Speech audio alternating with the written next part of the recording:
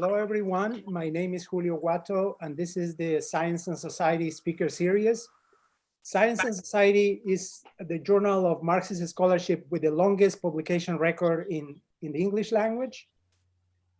Helping me to moderate this event are my Science Society comrade and colleague, Kirsten Munro. Also in the audience, we have some members of our editorial board, including our chief editor, David Leibman. You can find us at scienceandsociety.com and also in social media, including YouTube, where a video of this event is going to be posted in due time. I also have to thank my employer, St. Francis College in Brooklyn and sfc.edu for providing us with a platform for this online event. Today, our guest speaker is Michael Heinrich, who is a lecturer and researcher at the former Freie Universität Berlin, now known as the Hochschule für Technik und Wirtschaft Berlin. Michael took part in the edition of the MENS mega project, the Marx Engels Gesamtausgabe, or the Marx and Engels Complete Works project. He is also an editor of Procla, a journal of critical social science. And Michael is working on an erudite biography of Karl Marx, a work that I don't think is going to be surpassed anytime soon. The first volume was recently published in English under the title Karl Marx and the Birth of Modern Society. Michael is also author of the popular An Introduction to the 3 volumes of Karl Marx's Capital. Both of these works are published in English by the Monthly Review Press, and they were translated very aptly by Alexander Locasio. We at Science and Society are honored to have Michael Heinrich speak today about the AfD. That's the extreme right-wing party that recently emerging in Germany. And after his presentation, after his remarks, we're going to have a period of time for questions and comments through the chat function of Zoom. Or maybe if feasible, we can, we can allow people to show their faces on camera if they want to pose the questions directly that way, and answers by the speaker. So here is Michael Heinrich. So thank you very much for the invitation and also for the introduction you gave.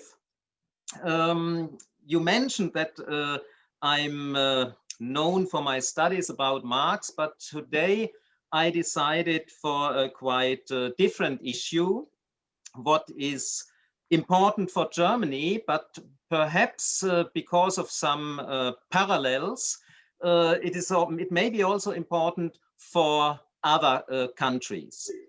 Many authors stated that there is, during the last years, a new wave of extreme right-wing parties all over the world. You just had Donald Trump in the US, Bolsonaro in Brazil. In many Western European countries, we have increasing right-wing parties. And so this issue seems to be very important for the contemporary times. Nevertheless, I'm a little bit skeptical in talking about a new wave, because these right-wing tendencies didn't emerge just during the last few years. They were present for many decades, but now something changed that they become so open. The other point why I'm not so happy with this talking about a new wave is that it seems that everywhere we have the same phenomenon. I think just the opposite.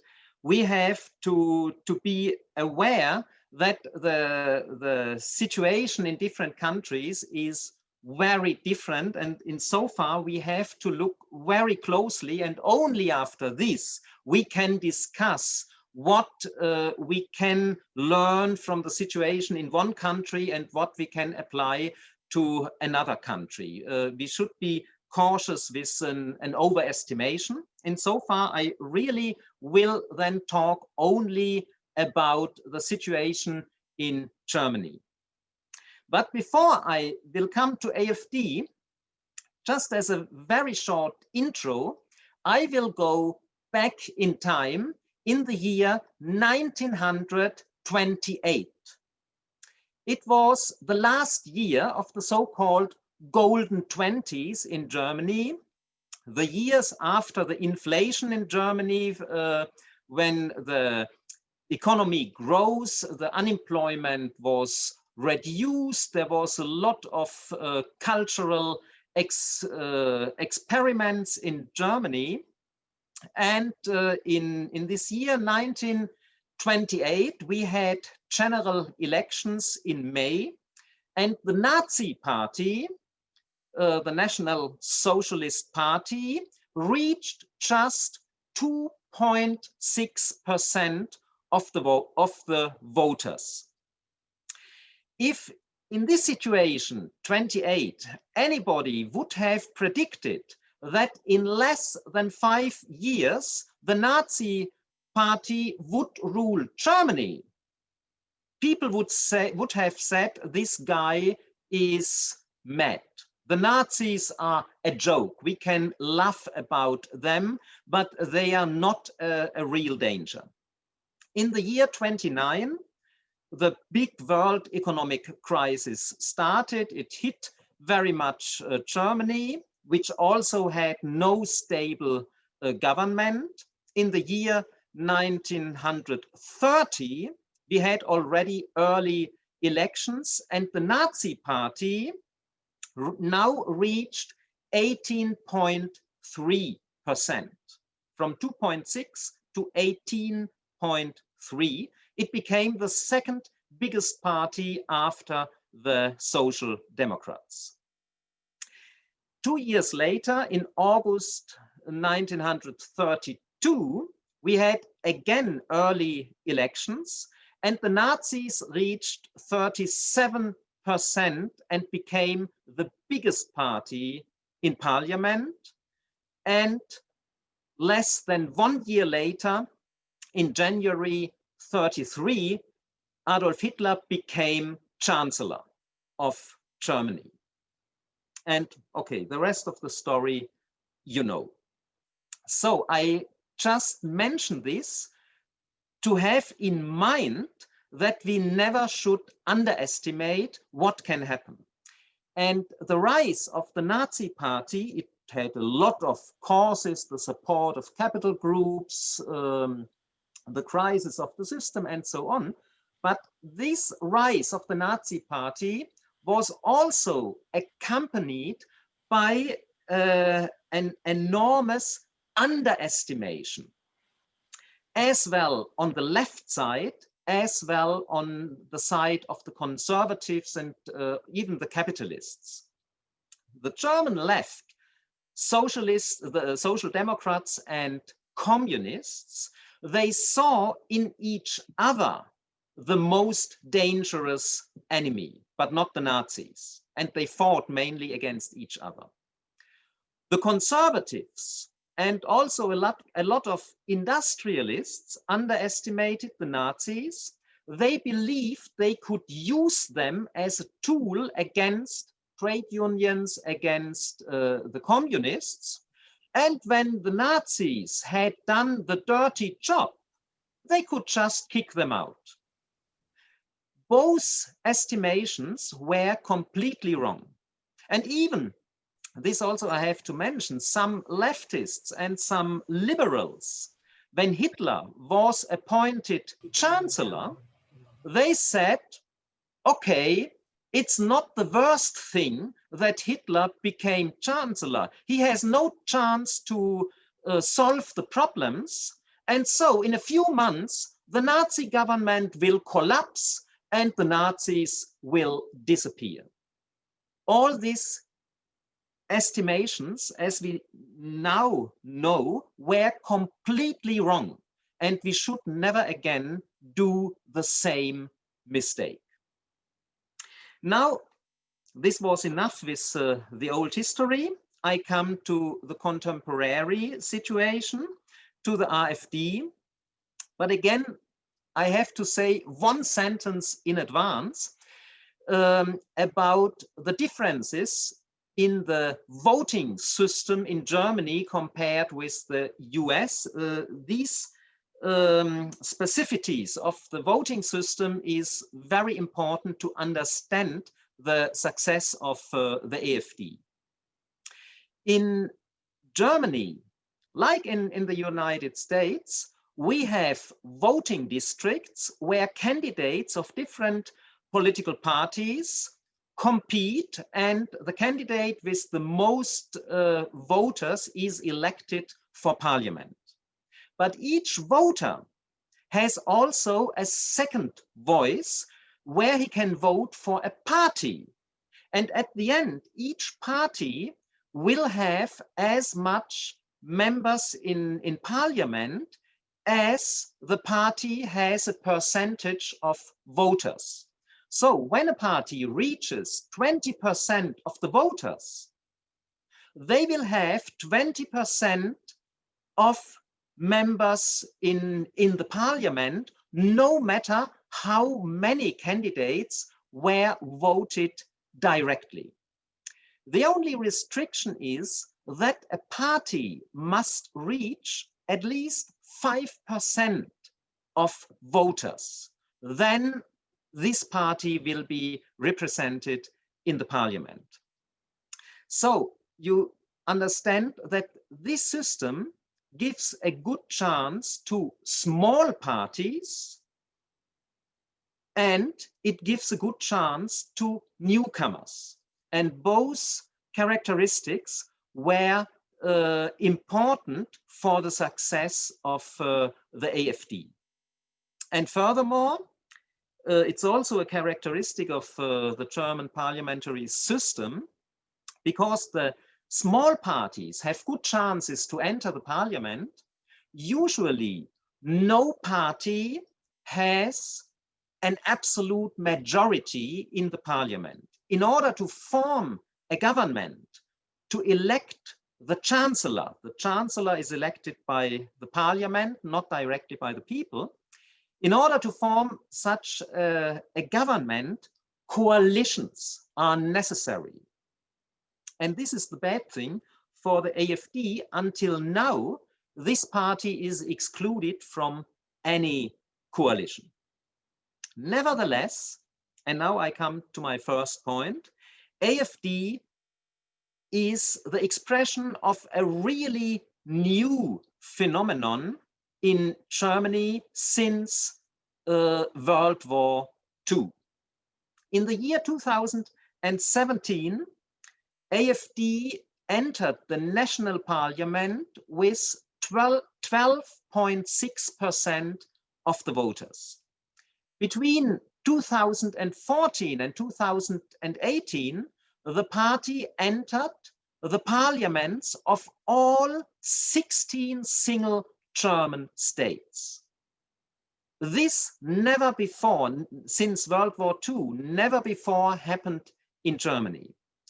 Only in 1949, a far right-wing party entered the national parliament. After this year, they always didn't manage to catch this 5% in order to enter the national parliament. Far-right parties entered local parliaments of single states, but usually only for one period. Then they had so many internal conflicts that they were not able to come again at the next elections. In the moment with AfD, we have a kind of a stable, far right-wing party with voters between 5 and 15% in West Germany and 20 to 27% in East Germany, the former socialist GDR. They have much more far-right voters than in West Germany. So for the first time, a stable extreme right-wing party in Germany. However, the party is the new phenomenon, not the right-wing persons.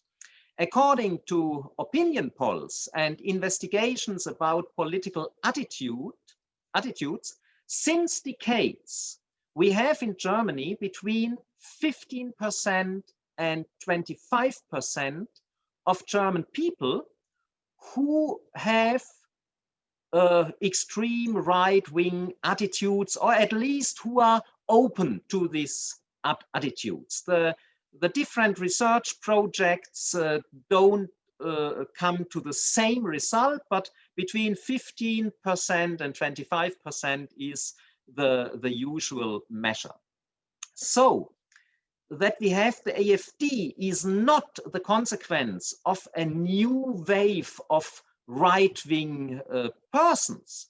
What is new is that the potential, which was always there, now found a party, now has a stable organizational form. So my second point, what had happened, how this could happen. The AfD was founded in the year 2013, in April 2013. The background was the crisis of the euro, the European currency, and the debts especially of the southern members of the European Union. The founders of this party were, among them were a lot of neoliberal and conservative professors, economists, who had the view that Germany is too much engaged in the European Union, pays too much for the benefit of the other members. They didn't use a phrase like Germany first, but there was a kind of spirit, Germany first, or a spirit which we found a few years later at the British Brexiters who wanted to leave the European Union. AfD didn't want to leave European Union. This wouldn't be very popular in Germany, but they also demanded more national sovereignty. However, these points, Euro and European Union, were only the immediate causes for the emergence of this party. There was a wider cause, a development in the background, and this was the change in the party of the Christian Democrats, the CDU. The Christian Democrats, these are the German conservatives who for many decades had the chancellor. At last, now it is Merkel, before it was Helmut Kohl. Conservative party, which was open to even far right conservatives. This party changed, especially since Merkel, Angela Merkel, became chairwoman and later chancellor. She opened the party, she modernized the party, because it was clear that the Christian Democrats couldn't reach or reached less and less the people in the big cities, and especially women. They lost a lot of female voters because they had such a conservative image of women and of families. So the party had to modernize in order to keep the strong position among voters. But this opening process, of course, estranged the very conservative wing, the very far right wing, and they looked for a new place. And with the Euro crisis and the founding of the AfD, this new place emerged. In the general elections of 2013, just 5 months after AfD was founded, the party reached only 4.7% and couldn't enter the parliament. But in the following years, it reached the parliaments of the single states. And this party, which at the beginning was a party of conservative professors and economists, moved rather quickly to the far right circles.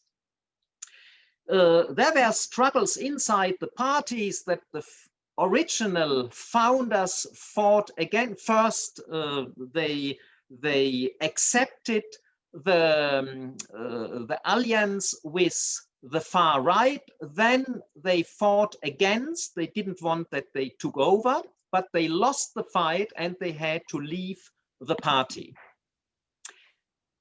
This process of becoming more and more an extreme right party was supported by the events of the year 2015. In this year, we saw an extraordinary number of refugees from Afghanistan, from Africa, and especially from Syria, where an awful, bloody civil war was happening. And a big number of refugees entered European Union, and also many of them wanted to come to the wealthy Germany. The situation became rather critical because the masses of refugees at the borders could only prevent to enter Germany when you use military force. And so Chancellor Merkel, for some months in 2015, opened the border, and almost 1 million refugees could enter Germany just in the course of 4 or 5 months. That Merkel entered the border was definitely not an expression of her humanistic views. It was a rational calculation. Merkel is a very rational politician. She had to choose between two alternatives, both seeming negative to her, and she tried to find the least negative, the smaller evil. To use military force at the border against refugees would have caused a big political crisis inside Germany. Not only that social democrats, leftists would resist to this, even in her own conservative party, such a violent policy would be criticized enormously. So this could be not a real way, and they choose the other way, just to open the border for some months and then as quick as possible to close the borders again, and then to cope with the situation. In Germany, a majority of the population, around 60%, appreciated that the borders were opened. They supported the refugees everywhere from civil society. Groups organized themselves to support the refugees. Nevertheless, there was also a strong and especially loud minority from the far right who acted against the refugees, who criticized very much the opening of the borders. Merkel became the hate object for these far-right tendencies, and the violence, the street violence against refugees and migrants increased a lot. Refugee homes were attacked, some were set in fire by these far-right groups, and the majority still accepted the refugees, but the enthusiasm from the beginning was lost. For the AfD, this situation brought more support and also supported the movement to the far right, the ideological movement to far right positions. Therefore, now I want to put the question, what is the AfD when we look to the ideological positions and to the group of voters? Ideologically, we can distinguish very roughly three different tendencies inside AfD. There is a strong conservative tendency with rather reactionary visions about women, about family, about society. Second, there is a kind of protectionist neoliberalism. Economists who believe in free markets inside the national economy,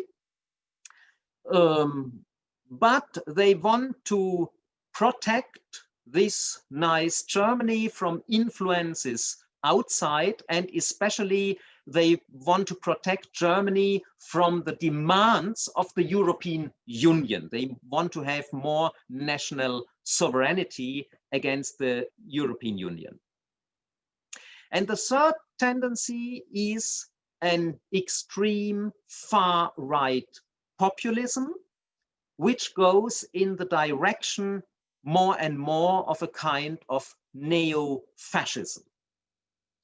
These three tendencies are promoted by groups of voters, groups of persons who engage, who become members, who became members of AfD, and who are also party officials.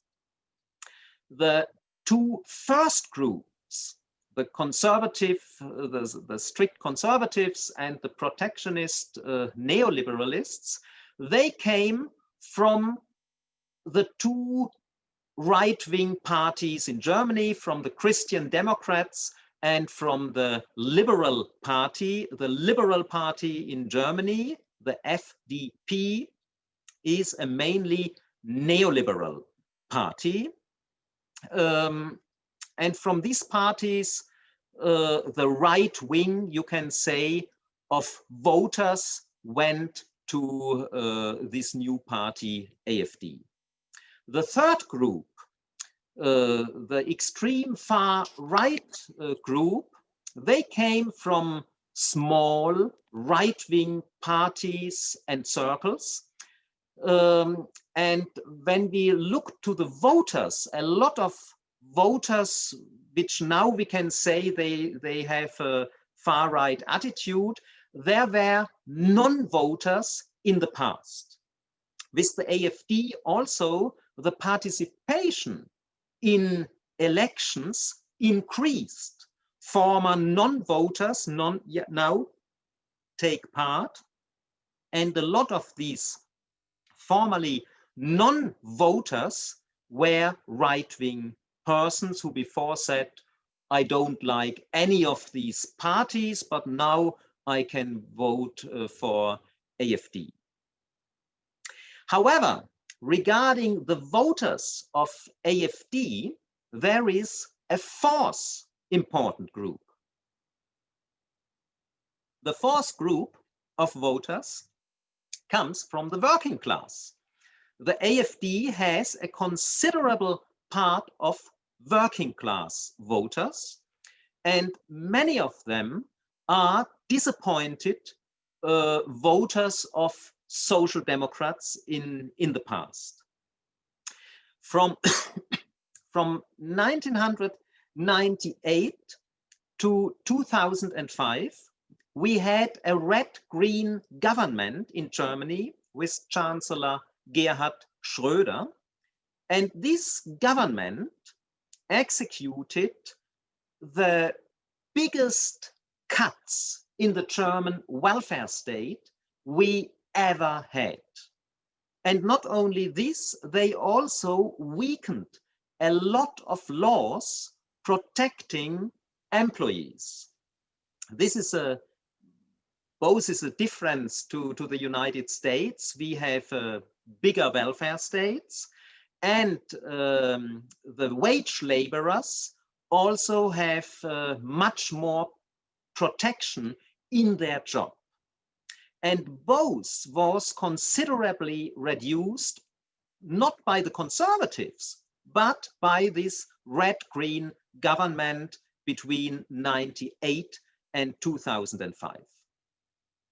The Social Democrats lost a lot of voters in 2005, so they couldn't anymore lead the government. The first period of Merkel started in a coalition with the Social Democrats, and in this time from 2005 to 2009, they increased the pension age from 65 to 67 with the support of the Social Democratic Party.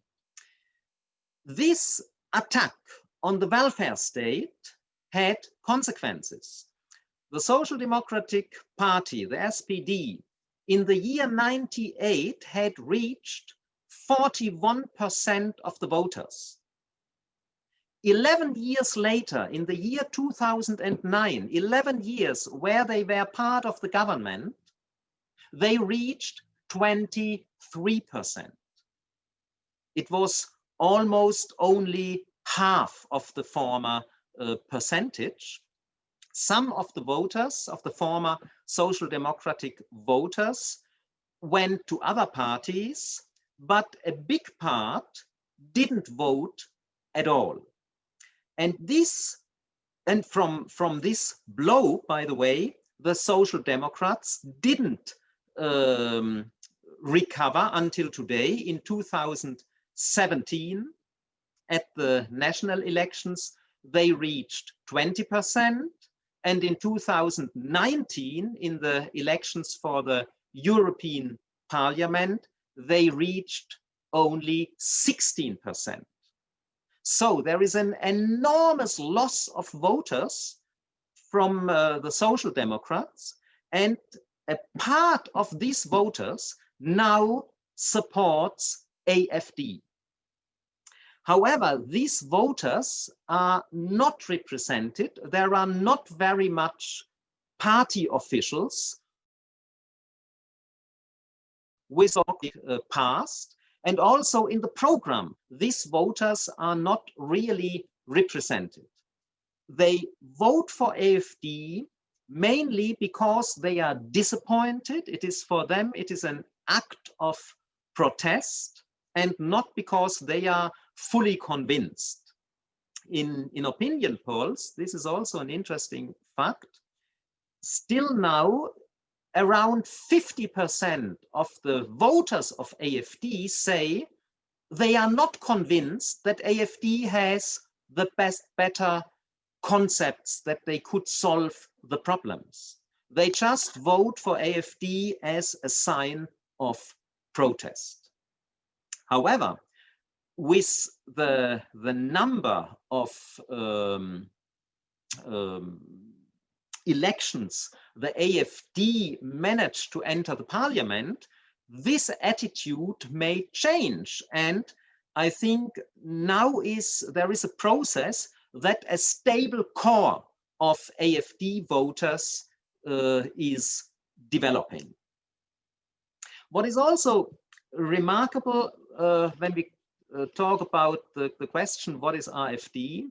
Until now, AfD has not very much support by any German capital groups or big companies. There are some single rich persons who support AfD with donations, but the big majority of German capital is not in favor of AfD, and this is rather obvious. The reason is obvious.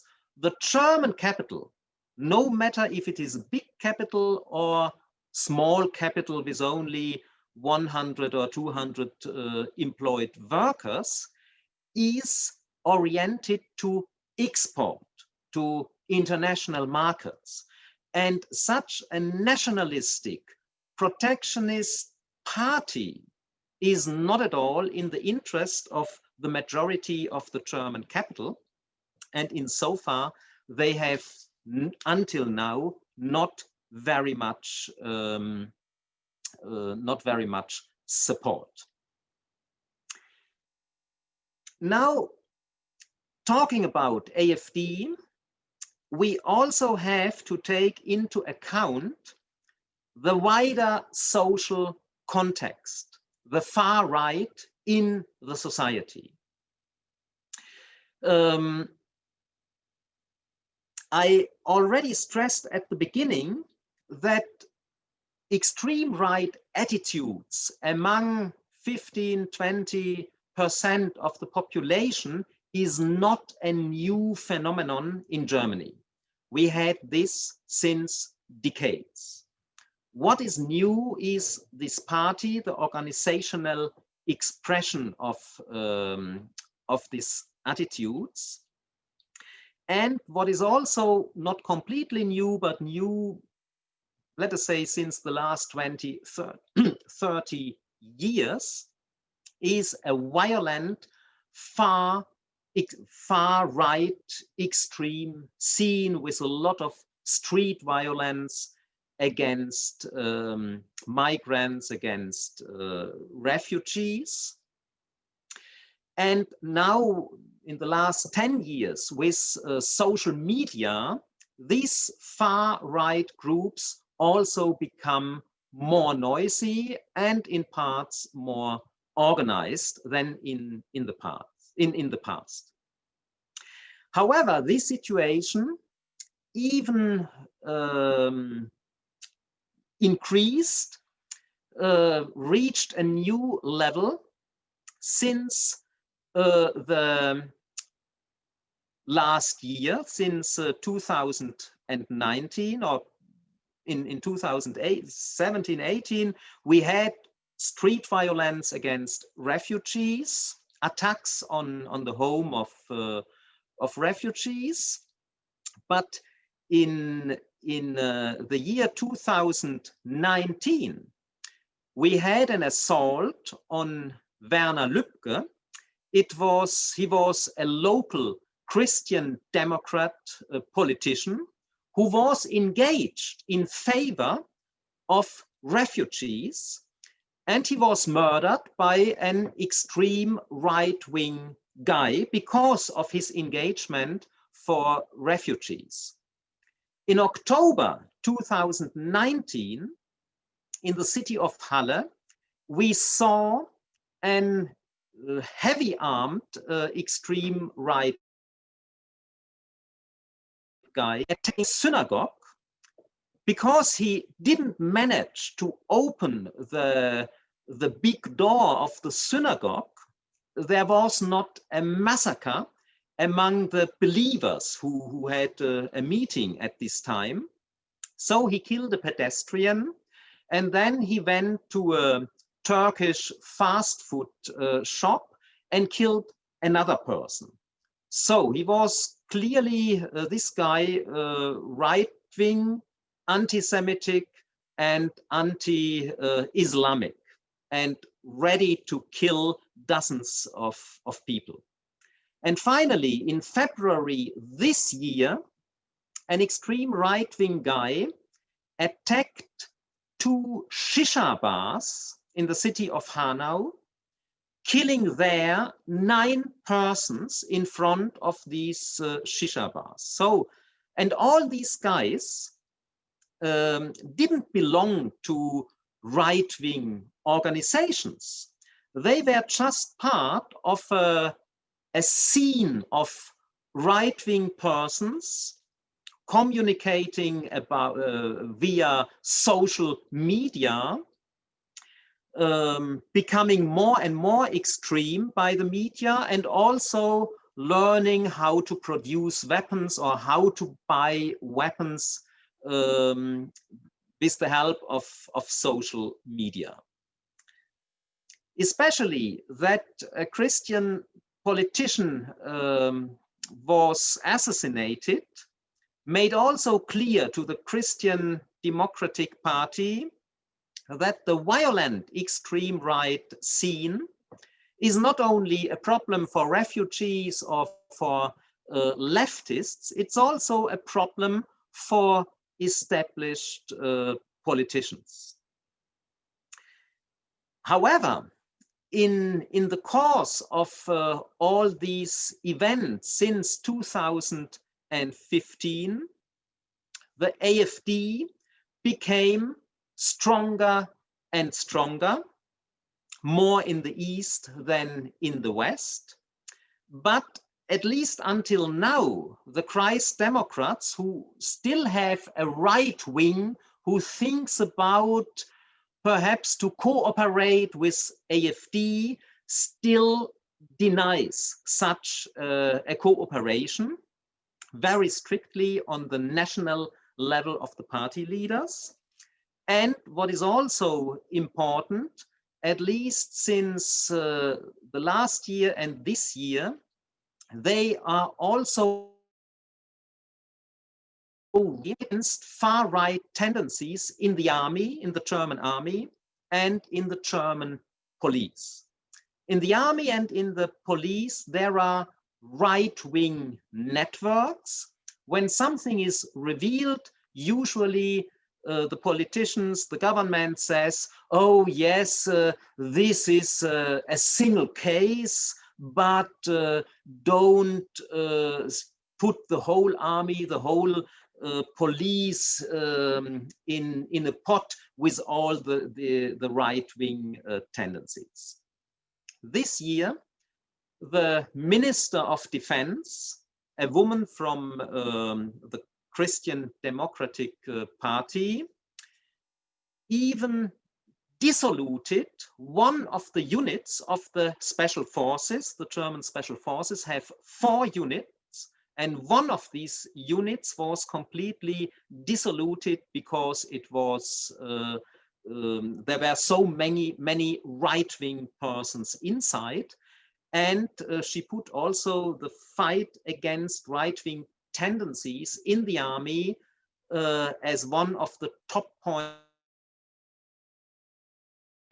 Police in Germany is organized on the level of the single states. So the single states have to fight against right-wing networks. And here the situation is rather different. In some cases, they start this fight.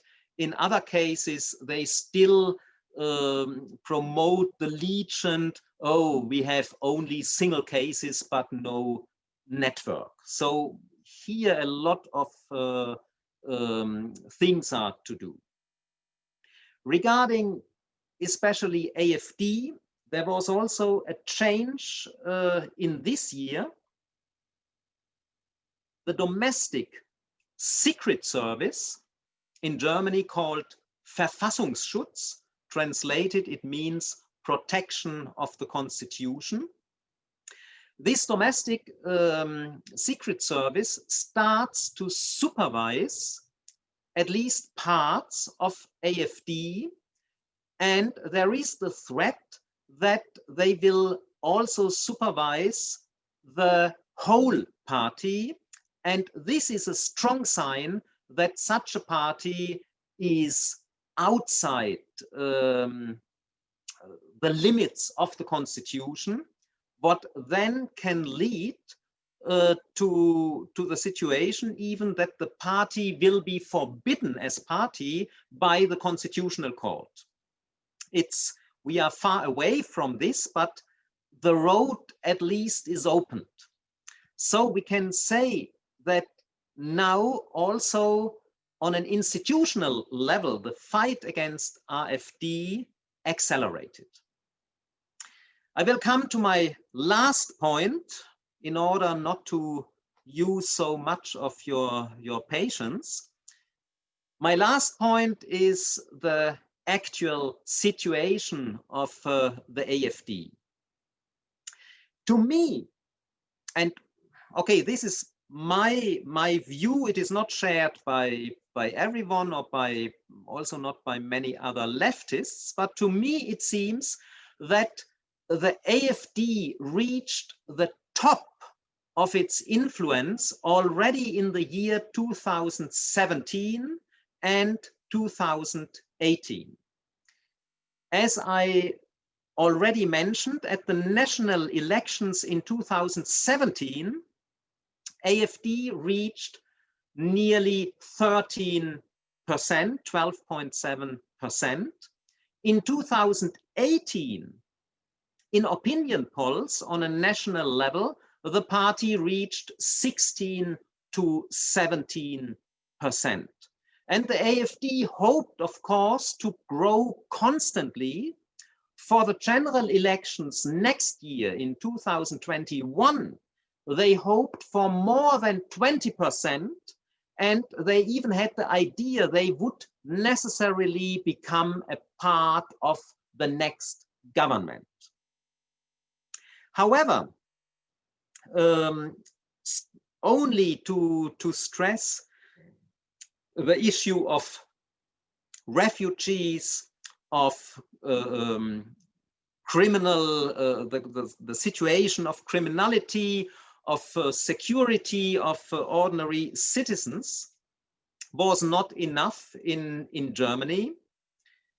And already in May 2019, when we had elections for the European Parliament, the Parliament of the European Union, the AfD reached only 11%, what was a little bit less than the 12.7% at the latest national elections. In opinion polls, the AfD fall in the moment they reach between 8 and 10%, what is nearly the half of the opinion polls they had in the, 2 years ago in 2018. And early this year, when we had elections in Hamburg, what is also one of the 16 German states, they lost voters compared to the last election. So in 2021, we will have elections in 6 German states, and in September we will have national elections. If not something unforeseeable will happen, I suppose the AfD will have losses in all elections. Probably they will enter the parliament, meaning they will have more than the necessary 5%. But I'm rather sure they will reach a result worse than the last result. Probably also the split between West and East will increase. Perhaps in the West they will have between 6 and 10%, in the East between 20 and perhaps 22%. The East has much less inhabitants than the West. Insofar, the 20% in the East play not such a big role when we count for the Germany as a whole. This worse results, we can see this already in the moment, will strengthen the conflicts inside the AfD, conflicts between conservatives and neo-fascists. The question how far right should AfD go is still not solved, and the conflicts will become harder, stronger. Also, of course, when my prediction is correct that the results in elections will become worse, of course, they will have the discussion who is guilty for that, and they will fight very fiercely inside. And also important, the fascination of a party which runs from one victory to the next also will disappear, and the glory of this party will vanish. Insofar, I am a little bit optimistic that the situation will become better, but of course it is still enormously important that the many initiatives in civil society which fight everywhere locally against AfD, for example, when AfD wants to have a party meeting, always they have problems to get a room for such a party meeting because there are so many protests against it. So these local initiatives are very important, but what is also important is that among the political parties, the big political parties, this line against the AfD keeps intact, that the AfD will not have any partners in the parliament. There is, in the western part of Germany, this, I think, this line will hold. In the eastern part of Germany, where not only the AfD is stronger, but also the Christ Democrats are more right-wing, or the right-wing part of the Christ Democrats is stronger than in the West, there is a danger.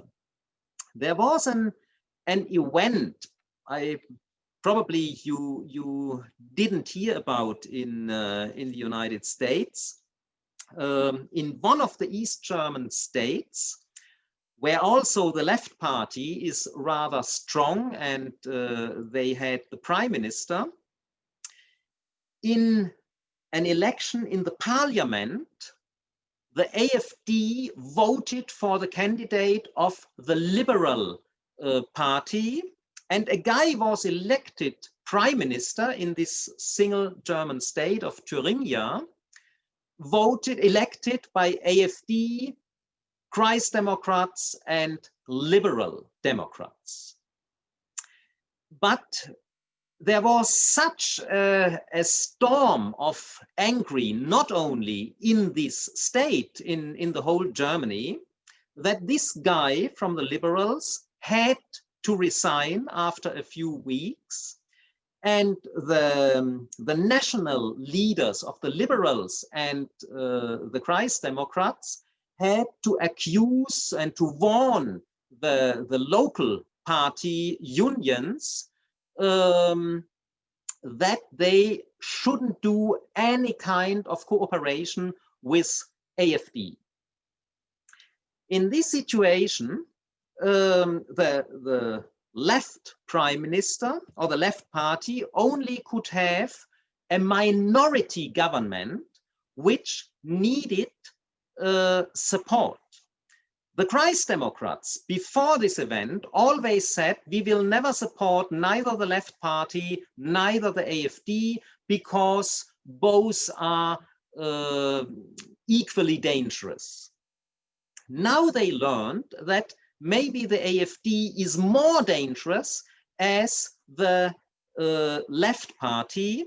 And in the moment, we have the situation that the Christ Democrats support a government led by the left party with a left prime minister. This is absolutely new in Germany. And also some more liberal Christ Democrats in West Germany, like, for example, the prime minister of Schleswig-Holstein, the most northern German state, already said, if I have to choose between AfD and the left party, of course I will support the left party, but never the AfD. So there is also a kind of fight inside the Christ Democrats. And as long as the line can be hold that there will be no cooperation with the AfD, I think there is really a good chance to contain AfD.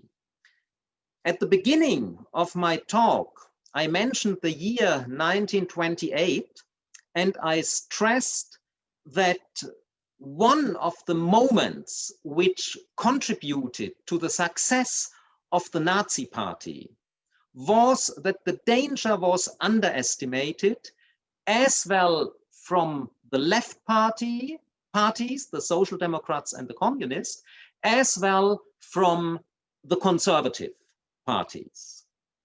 Now I hope this mistake will not repeat, that the danger which comes from the AfD is not underestimated in Germany, and that we will have a chance at least to contain them in the next years, that they cannot grow anymore, and perhaps in the long run to beat them, so that in the long run, maybe in 8 or 10 years, this party will have not any more importance in Germany. But this is a hope. I don't want to make a prediction in this direction. We have to fight, but at least for the moment, I am a little bit optimistic that this fight in the long run will be successful. So thank you very much for your attention, that you hear to this long talk, and now we have time for questions and discussion. Thank you very much, Michael. We have people applauding, and we have a lot of questions here on the chat. So I'm going to start. There were some comments by our David Schwartzman and also Raju Das, but I'm going to, you can read them on the chat. I'm going to go right into the questions that are posted on the chat. Want to make sure that two questions. This is by Barbara. Why is the AfD so much stronger in the formerly socialist East than in the West? That's question number one. Question number two, what role is played by anti-immigrant racism in the rise of this party? And I'm gonna add another question here by Pablos Rufus. How do you see the recent attempts of the AfD to engage with and organize the Queer Front mobilizations? What is the relationship between far-right conspiracy theories and just psychotic people? Do you see the AfD's attempt to get involved in this as something that will further undermine them? And I'm gonna stop there and allow Michael to respond. Yeah, I will start with the last question. In the moment, we see protesters against the measures against COVID. They deny to wear masks, they deny to keep distance, the usual things. They have wild conspiracy theories that Bill Gates promoted the virus, and so on and so on. I suppose you know the stories. And here a rather broad and heterogeneous right scene is active, together with a scene, I will not say it is a right-wing scene, it is a scene of spiritualists, of critics of modern science, going back to pure nature, to our spirits, and they are against vaccination in many cases, and so on. The danger is that this spiritualistic scene will merge with a right-wing scene, and AfD is active there. So these protests against COVID, this so-called Querdenker, diagonal thinkers, they call themselves, is a danger. AfD can become stronger with it. However, it is not very, it's not very stable, very fixed. The fight is going on, so we have to see what happens. The racism against immigrants, I try to stress this racism become much stronger after the year 2015, when a lot of refugees entered Germany. And of course, this racism supported AfD. AfD supported the racism, and the racists, on the other hand, supported AfD. And here is also a kind of change in the public discourse, because AfD was so prominent in public discourses, in talk shows.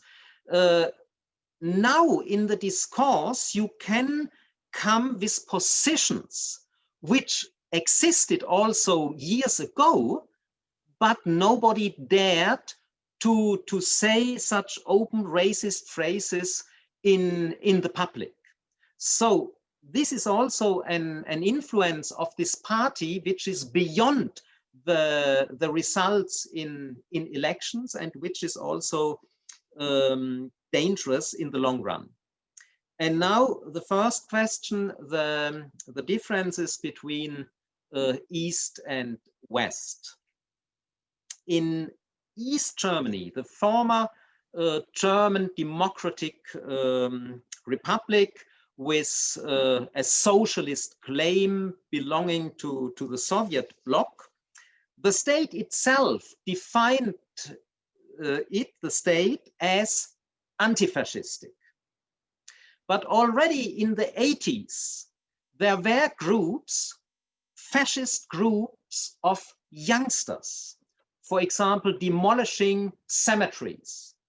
The state didn't really act against them because the East German state didn't want to admit that in this nice anti-fascist state, there were fascist tendencies. So they just tried to cover everything. You shouldn't talk about this. It was not on the agenda.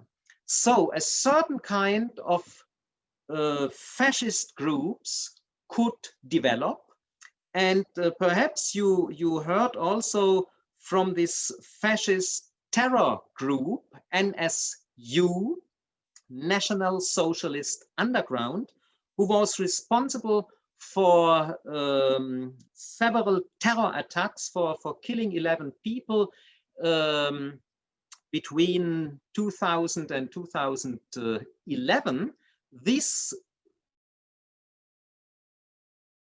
in the East. This is one source. Another source is that there is still a big economic and social difference between the western part of Germany with the capitalist past and the eastern part. A lot of companies in the eastern part were closed.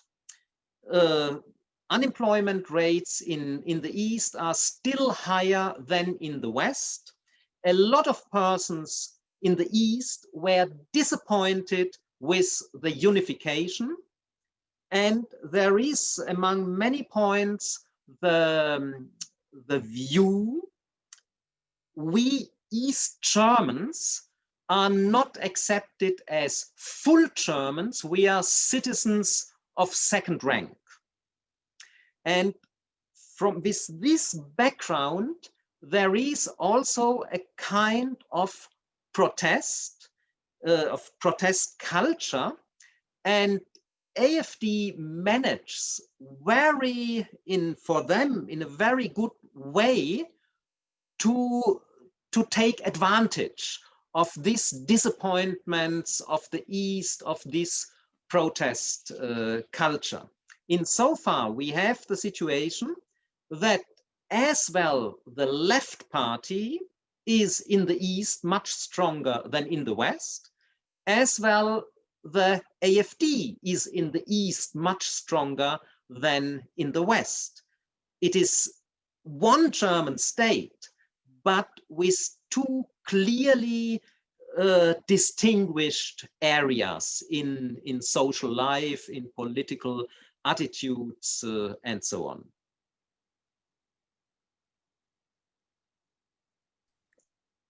That's great.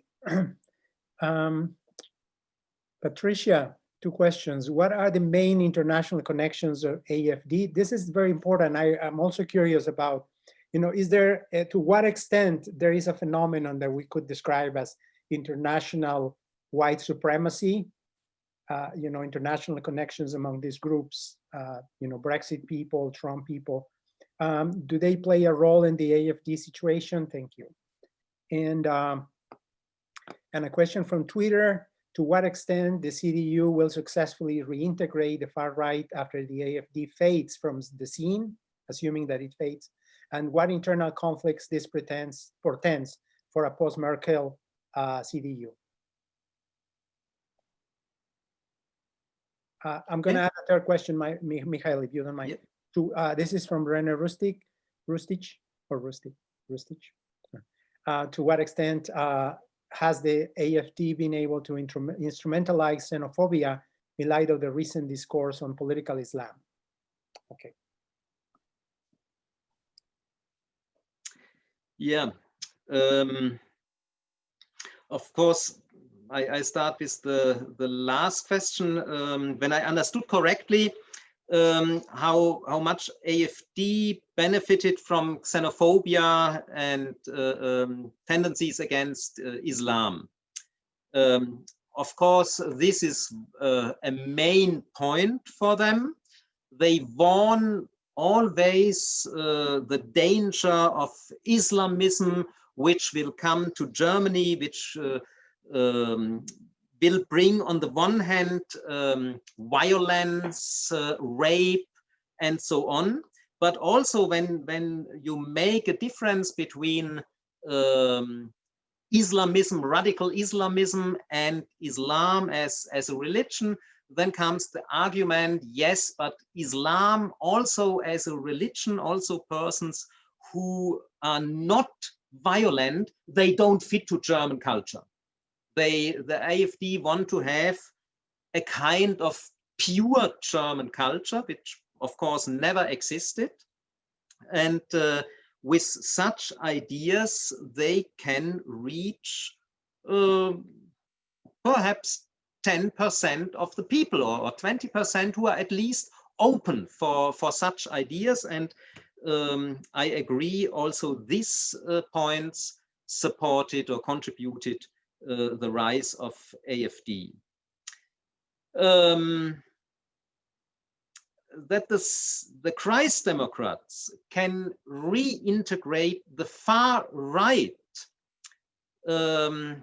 I don't think so, and I must say I don't hope that they do this. If they could really integrate them, the far right, they must also change political positions. There is in my view, a rather simplistic proposal how to treat the AfD. Some journalists, some analysts proposed this.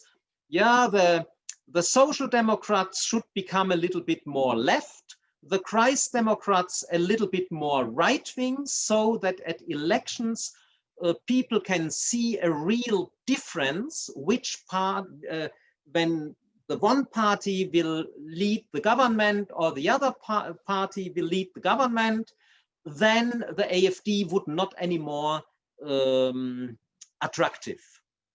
I don't think so, that it is so easy.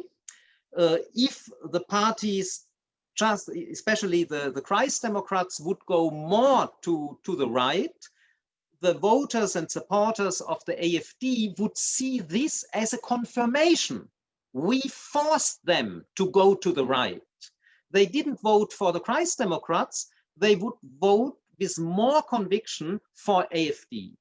So I hope they will not do this. They will fight against the AfD, and the far right voters would then vote for a small party with not very much influence, or would become absent, would again not participate in the elections. But the idea to integrate the far right, I think this is also a kind of dynamite for the political system. It is, in some respect, in a long run, it was a kind of progress for the political system in Germany that the Christ Democrats became more modernized, more open to liberal tendencies. And I fear what would happen if this process, if we would have a roll back in this process. I don't think things would become better.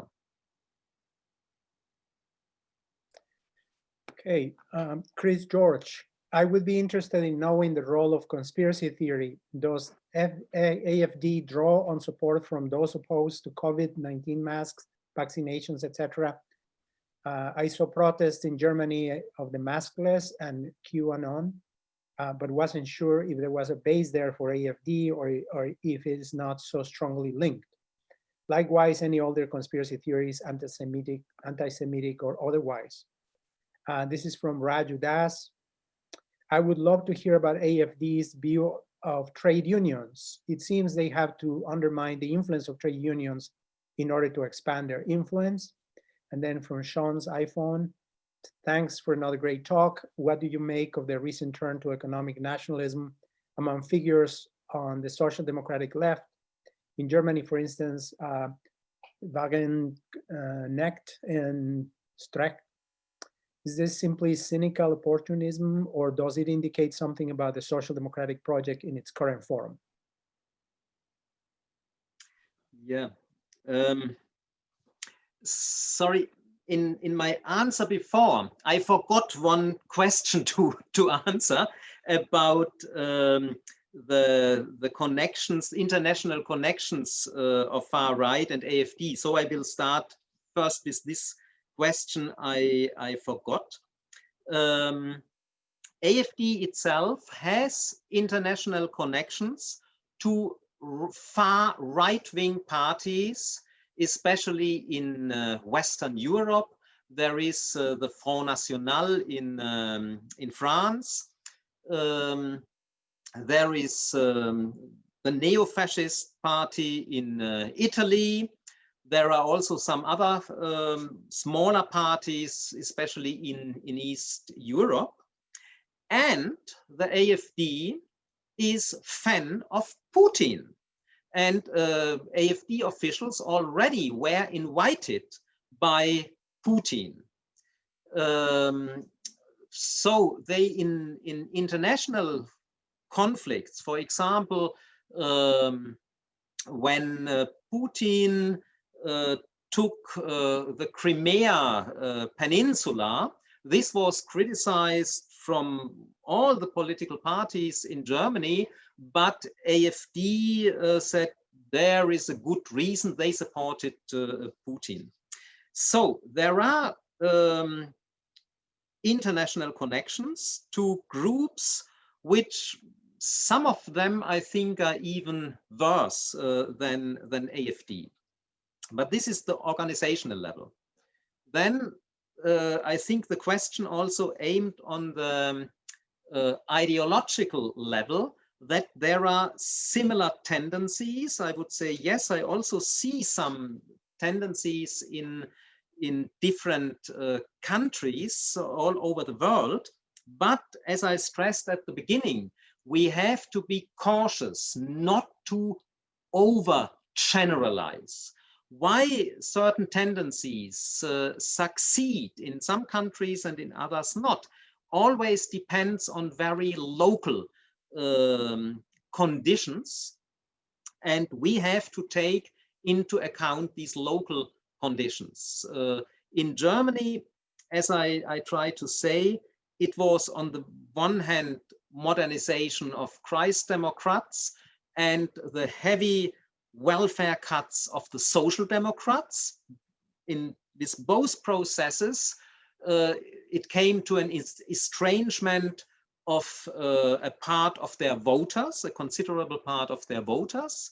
And then additionally, political crisis like the Euro crisis or the question of how many refugees Germany can bear added to these long-lasting tendencies, and all these factors together made the success of AfD possible. In other countries, we will find probably some other factors. Insofar, we have to be a little bit cautious. Now to the new questions. First was about conspiracy theory. Yes, inside AfD, there is a number of representatives who in tweets, in interviews, in articles, also promote some versions of conspiracy theory. I have the impression they are a little bit cautious. The most absurd conspiracy theories are not promoted. They are on the streets, but AfD supports a climate, an intellectual climate in which such conspiracy theories can flourish. So what I also said before, we have to see not only the results in elections by which AfD reaches, we also have to see the changes in public discourse. And this is for sure one point. The second question was about the view regarding trade unions. Until now, I have the impression that the AfD is rather cautious with trade unions. The trade unions, the officials of trade unions, usually attack the AfD.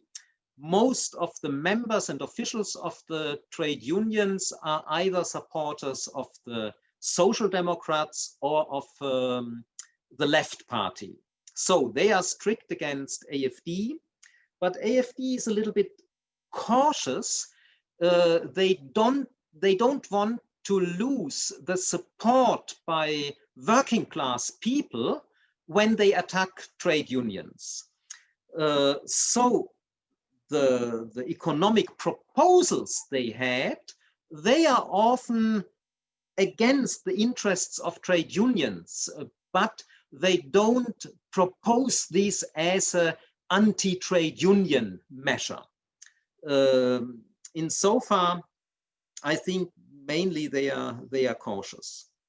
But what they do, what is important, the AfD, they try to get a foot in the companies.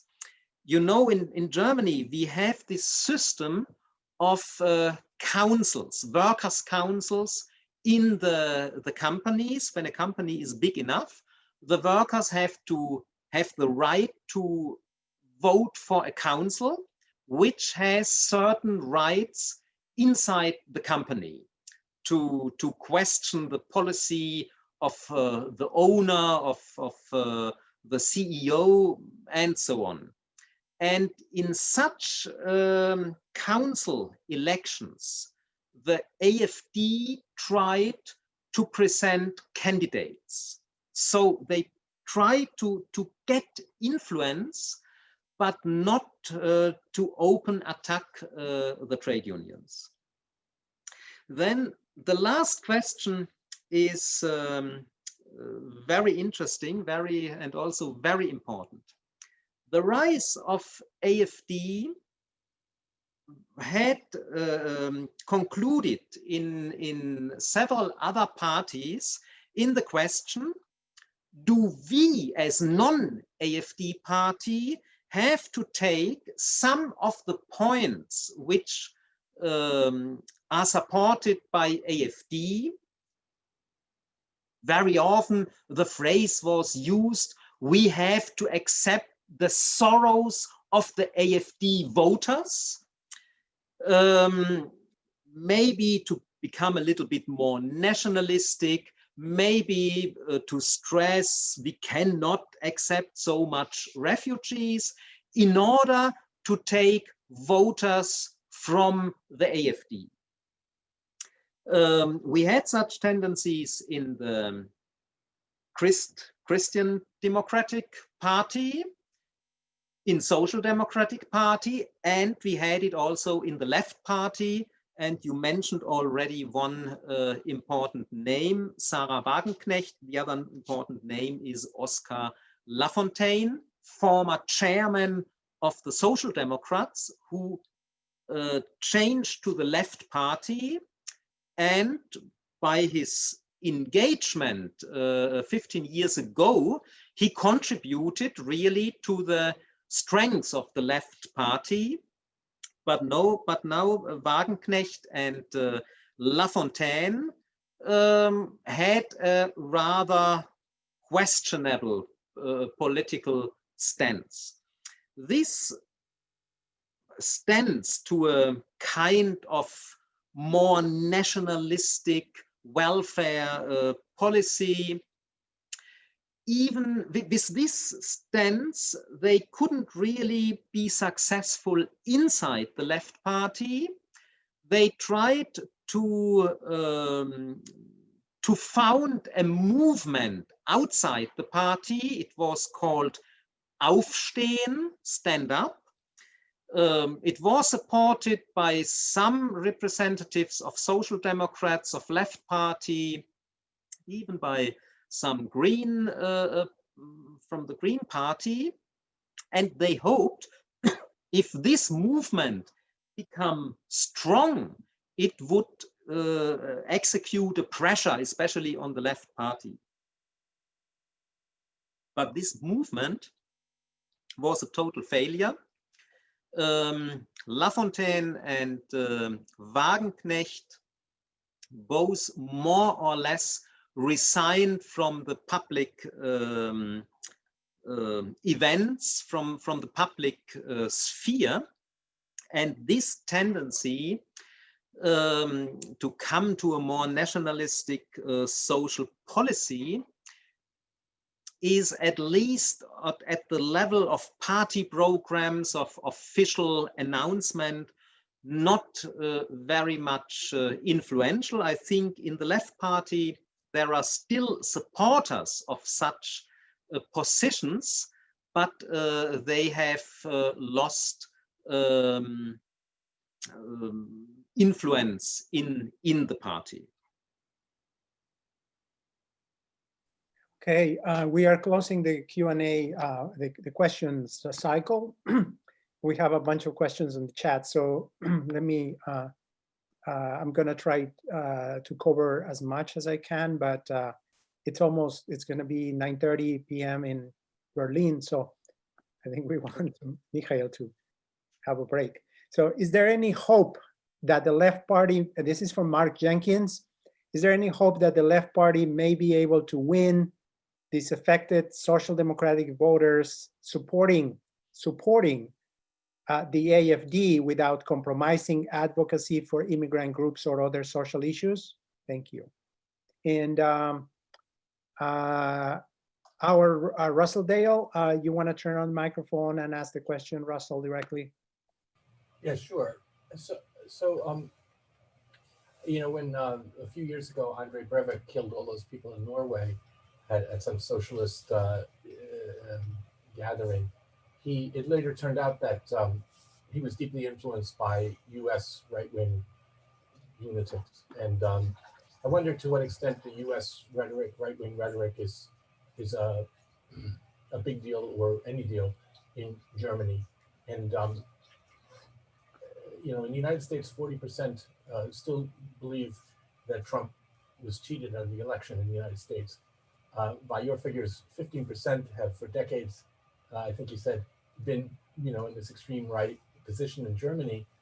I wonder how we could say anything about the relation, like why is it so much worse in the United States? Why are so many people behind the racist right in the United States, even though they don't?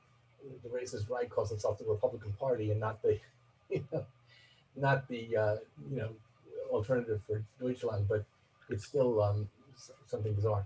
Also, I wonder to what extent you mentioned in some of your answers to people the conspiracy theories, I guess, on about Bill Gates and all. In the United States, a lot of that is being spread through the social media, and I wonder to what extent social media is being used in Germany, and to what extent it's US stuff that's the origin of these things. We have just a tremendous industry in social media about this anti-vax and Bill Gates and all of this stuff. I go through it with my students constantly. So that's it. I'm sorry I took so long. Yeah. Okay, Mikhail. Oh, okay. Okay, I start with the last question about influence of from the US, social media in Germany. Of course, social media in Germany also play an important role.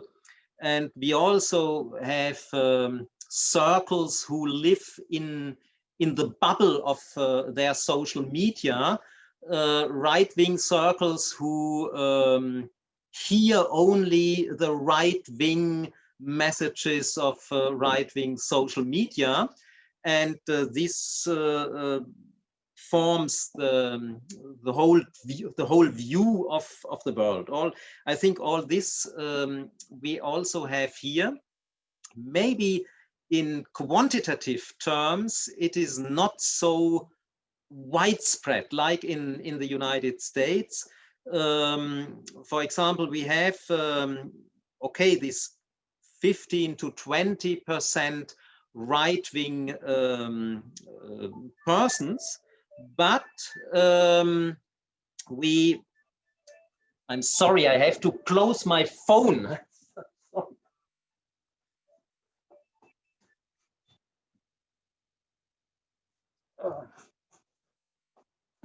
So sorry.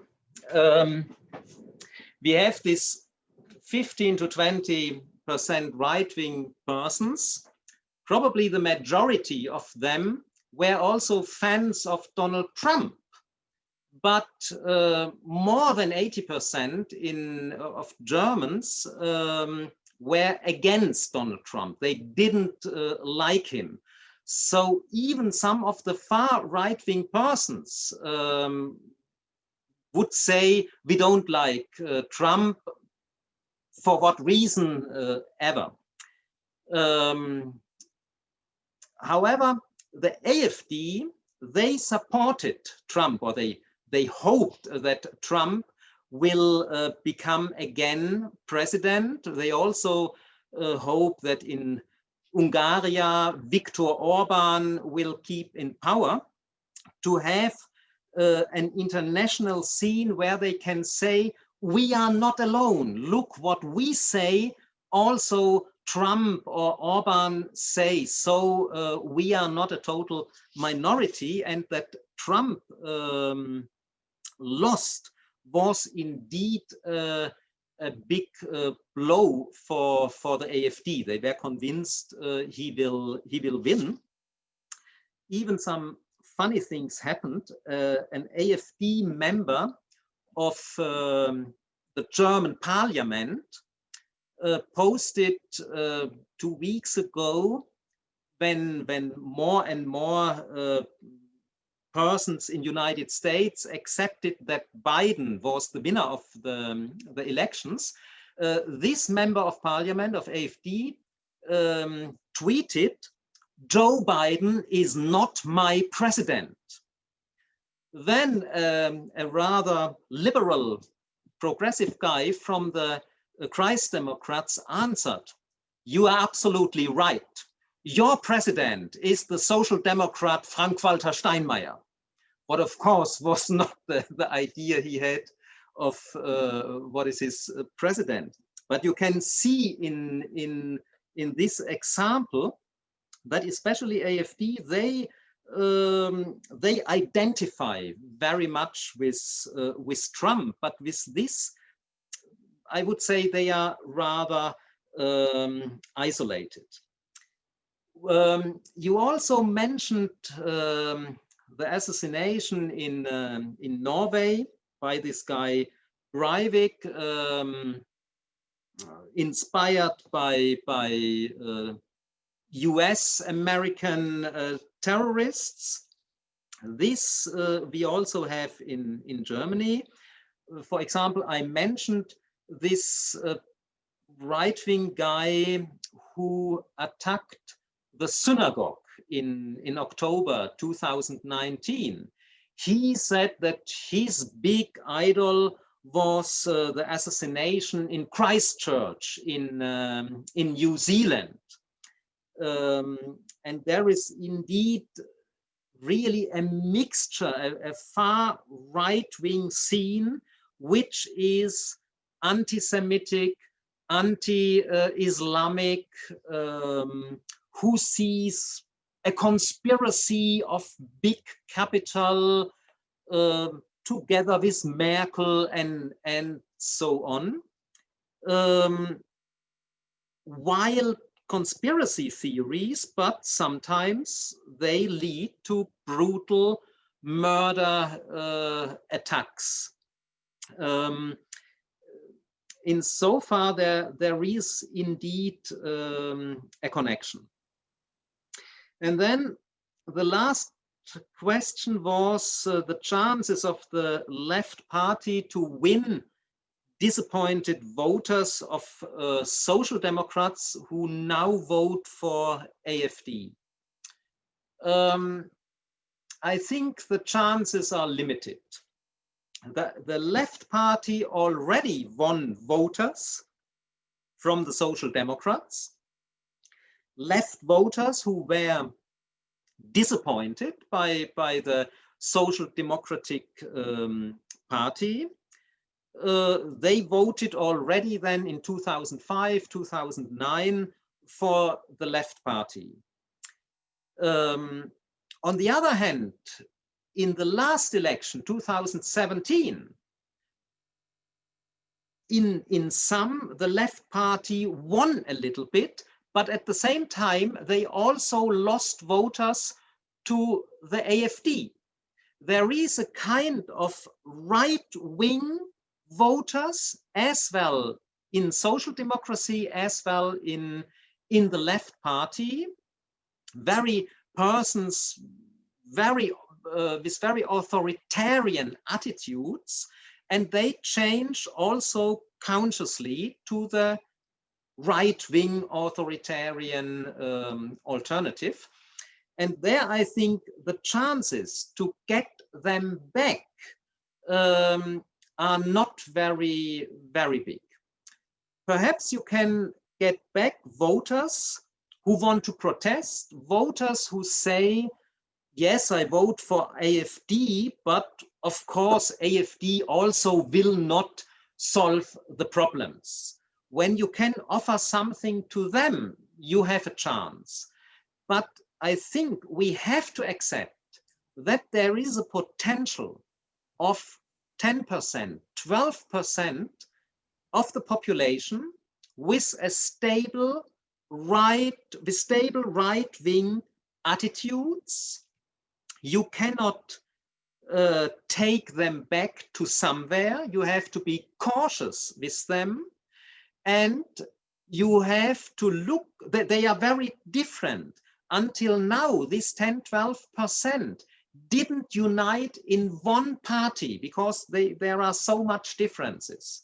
And I think we have to promote everything which can split this potential, that they cannot merge in one organization.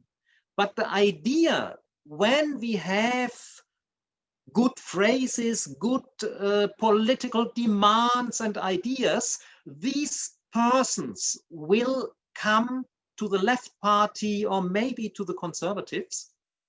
I think it's for a limited number of persons, this is possible, but for a considerable number, it is not possible. So I think we have to live with 10, 12, 15% right-wing attitudes, and with 5, 6, 7% for a right-wing party. So I think we can improve the situation. We must not have an AfD with 12%, but to have less than these 6%, it will last, and it will need a lot of fight, and not only the correct phrases or demands. I'm going to try and summarize some questions so that we save time. You mentioned, Michael, that the AfD has infiltrated to some extent the army and the cops and the police. Sorry, this is a misunderstanding. I didn't say the AfD infiltrated. There are right-wing, far right-wing tendencies. Very good. I stand corrected. Very good. So here's a question about the street fighting ability, about the AfD's, to what extent the AfD is drawing strength from its followers' street fighting ability. Do you see that becoming more important in the future or less? And next question. The performance of the Greens in the 2019 Euros, and have they peaked also? And why is so? Is this related to polarization in Germany? René Rustich again. Even if the AfD fades away, the threat of German far-right extremism remains. What can the left do in both West Germany and East Germany to further combat this? And even so, how to reclaim support from workers in the former, I think it's an important question, how to reclaim support from workers in the formerly DDR area.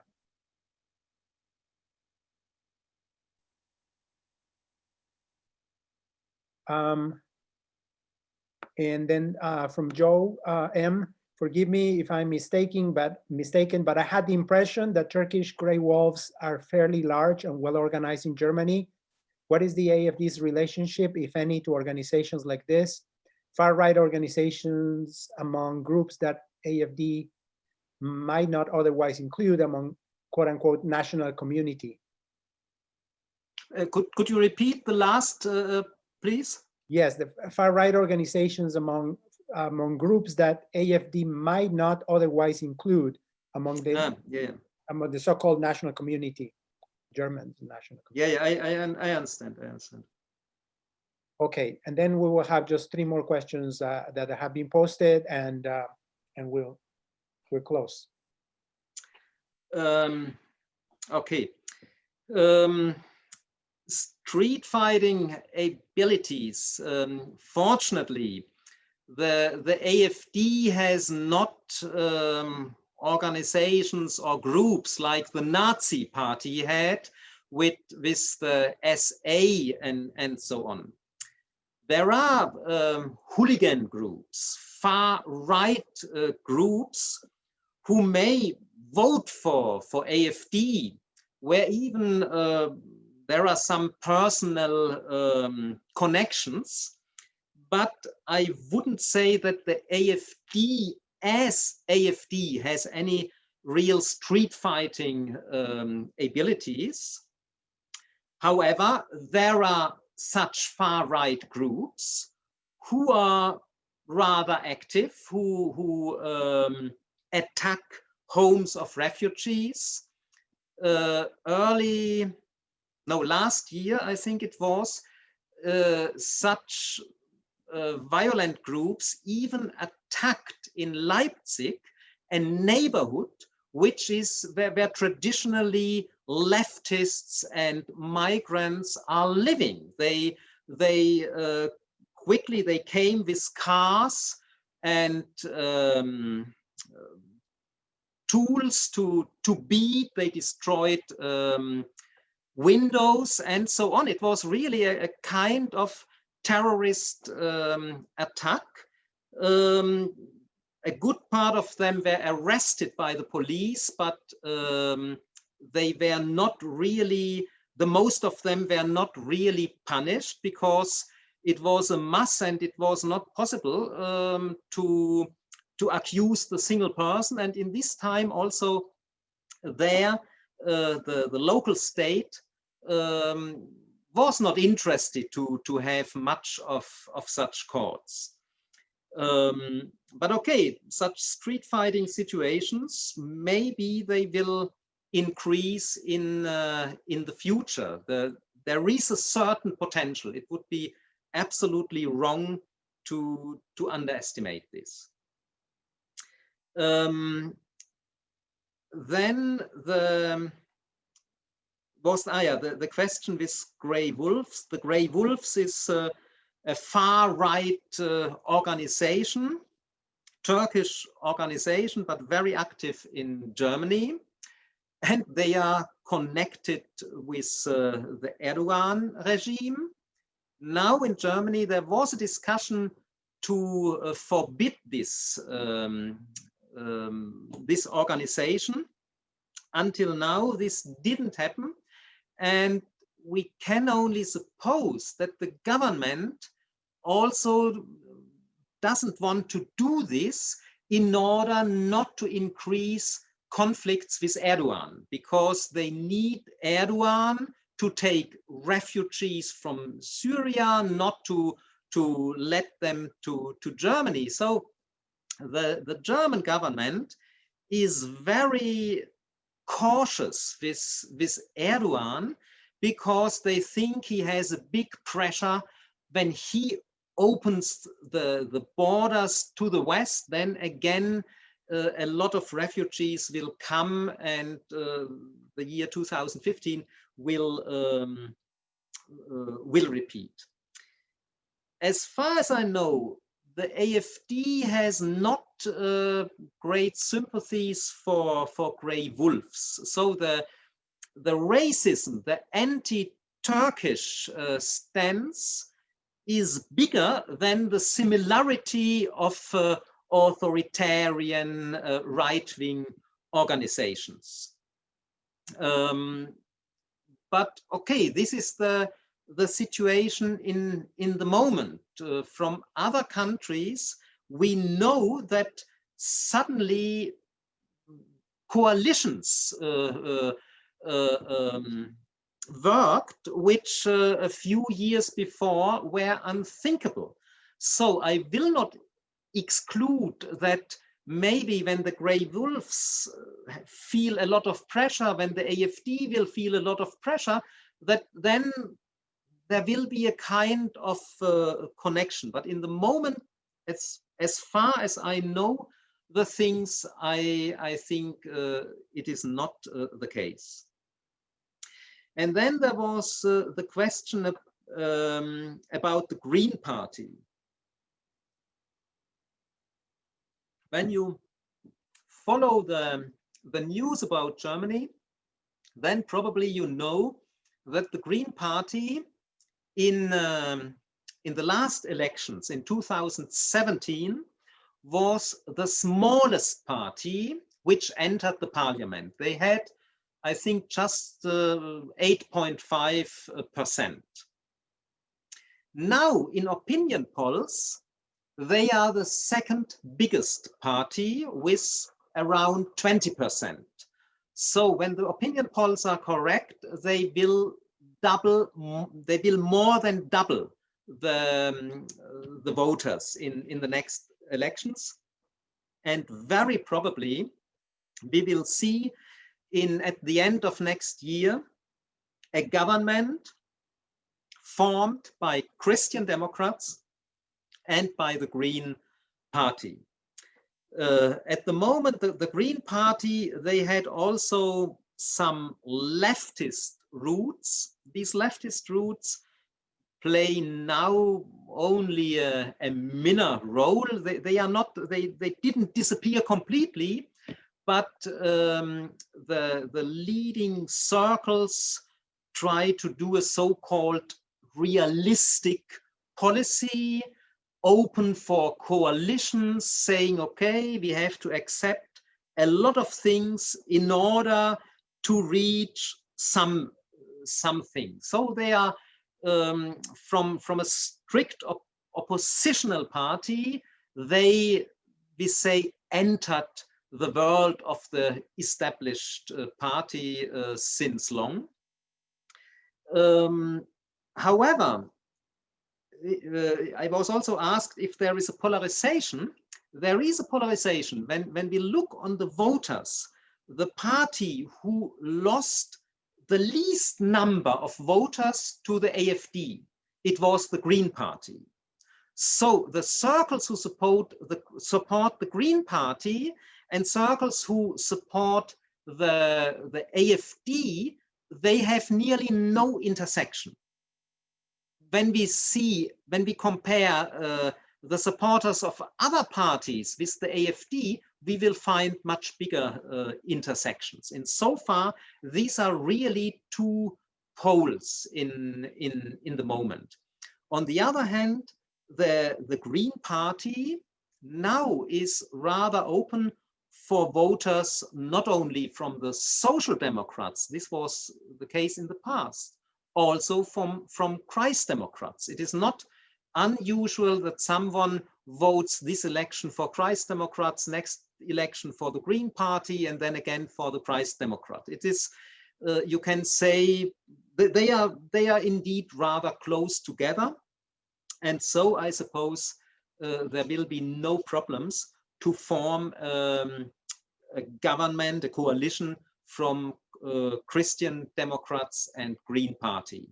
And this means the Social Democrats, probably with a disastrous result, will be in opposition together with the Left Party and the AfD.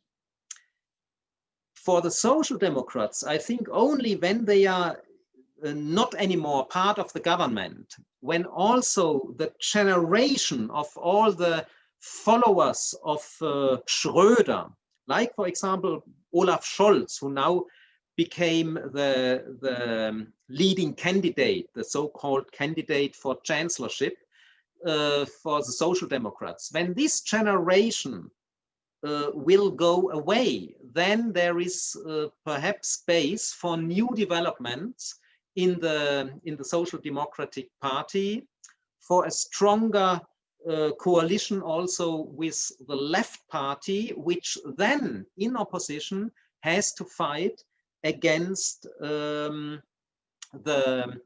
AfD and such far-right tendencies. And yeah, what I think the question was also what can be done. Also, I don't have recipes for everything.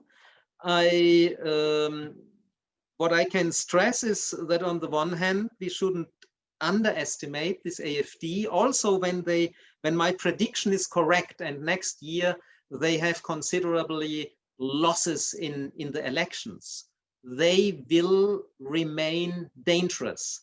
And also outside the party, there will be a right-wing scene in social media, on the street, which will remain dangerous, and we have to fight against them. But nevertheless, I also would stress what I said before.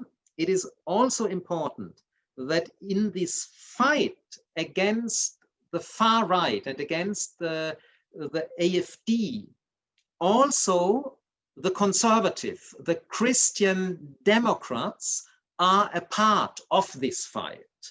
When the very far right wing of Christian Democrats will increase its influence, and there will be not, I don't say coalitions, there will be cooperations with AfD, then the situation would become completely different. And insofar, it is also important for the left to think how we can keep the Christian Democrats in the anti-AfD line. And that this is recognized, I think also becomes clear in this event in Thüringen I mentioned before, where for a short time a prime minister was elected with the help of AfD, which then had to resign. The leader of the left party, Ramelow, he could press for new elections. And in the new elections, the left party in Thuringia would have reached 40%, and the Christian Democrats would be nearly destroyed because people were not very happy with what they did. Ramelow didn't press for quick new elections. He accepted to postpone the election for 1 year. In this year, his government is tolerated by the Christian Democrats, and the main effects Democrats will recover, that next year in the election, they will not be destroyed. Perhaps they will become stronger than the AfD, what would not have happened if the elections would have been this year. So Ramelow didn't use all his possibilities. He accepted for the development in the long run, I have to see what the Christ Democrats are doing and to destroy them in the short run. And then the AfD becomes much, much stronger. This cannot be the strategy. And I think he was very right with this. Also, the left needs the Christian Democrats and at least the democratic conservative as a partner in the fight against AfD. And insofar, in order to keep this, also the left sometimes have to do compromises with them. Nevertheless, that there are big political differences, and in other cases, we shouldn't do any compromise. Thank you. We have 2 questions and then we close. This is from Conrad. I read that in the former East, higher AfD support largely correlates with higher levels of outward, westward migration. Assuming this is correct, to what extent are German parties thinking beyond containing the AfD to actually diminishing its appeal among those in the East for whom the status quo isn't working? Can you repeat the last sentence? Yes. So assuming that this is correct, that the support for the AfD correlates with migration, especially to Europe, to the West, to what extent are German parties thinking beyond containing the AfD to actually diminish its appeal among those in the East. And then the final question is from Scott. Thank you, Michael, for such an enlightening lecture. What do you make of the green-brown linkages? Green-brown linkages? And to what extent do you think eco-nationalism will play a role going forward in terms of the struggle between the AfD and other parties for power and influence?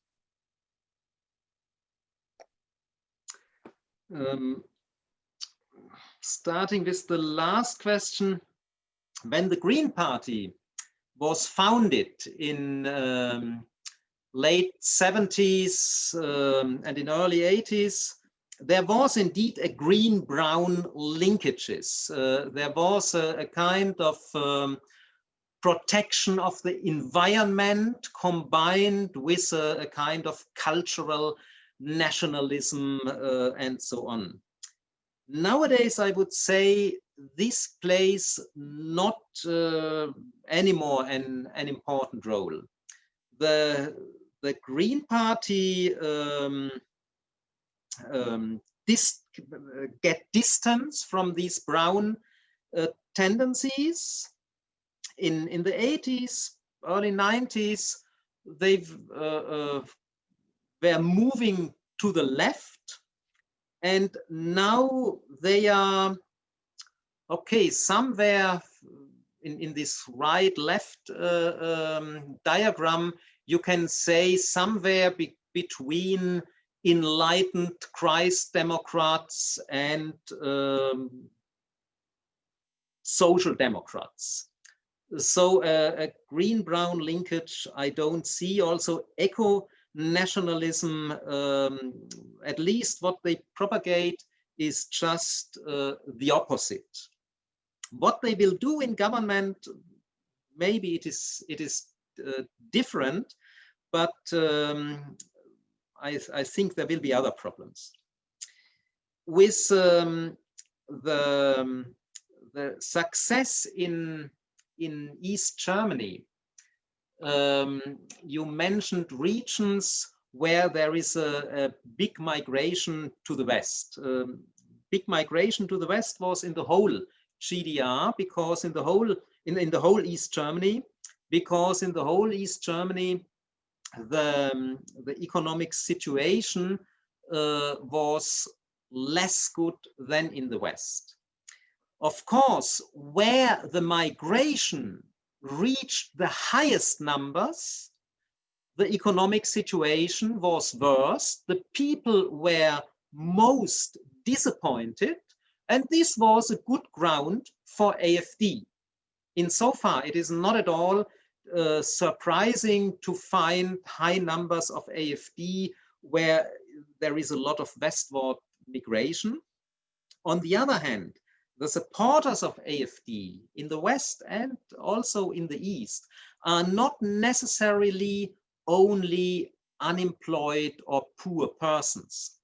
It is also a similarity to the early 30s, to the supporters of the Nazi party, who supports these far-right tendencies are persons who are in a well-settled situation, but they fear their situation will worse.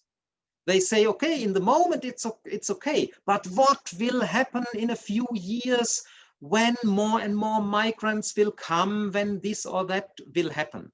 And exactly such groups, fearing they have to lose something and they fear they will lose it, they are a very important basis in the past for the Nazis and also now for the AfD. So the things are really complicated. Who supports, in which situation supports, and what is the surrounding. You also asked how political parties think about not only containing AfD, but doing beyond. I think it is a problem for I would say all German parties, they don't think very much in the long run. They claim this sometimes, but the perspective is mostly the next elections. What will happen in the next elections? What can we do in order to gather voters in the next elections? Sometimes they are even too stupid to do this, like the Social Democrats. They violate the central interests of the central groups who traditionally support them. And they believe they will have success in elections. So at least the Social Democrats not even did in the past this short run thinking. Insofar, at least I cannot recognize plans, long-lasting plans, what to do with the AfD. There are only, until now, ideas for the near future, and it is also a kind of trial and error. To try one thing, we will see what is the outcome, then we have to continue or to try anything else. But for me, I have to stress is the important point is that until now, the line to exclude AfD from governments, from cooperation, still works. And for me, it would be an important aim to keep this line also in the long run. Without, when this line will break, then the situation will become very worse. In the moment, I think I have the hope that this line will hold. Thank you very much, everyone. Please take a look at the links on the chat that were, I think, posted by some people, Kirsten maybe, on the Zoom party. There is a Zoom disco party coming up after the lecture for those interested in attending. And thank you very much again, Michael Heinrich. I'm going to unmute everybody now to applaud him. Thank you. Thank you. Thank you, Michael. Thank you. Thank you. Thank you. Thank you.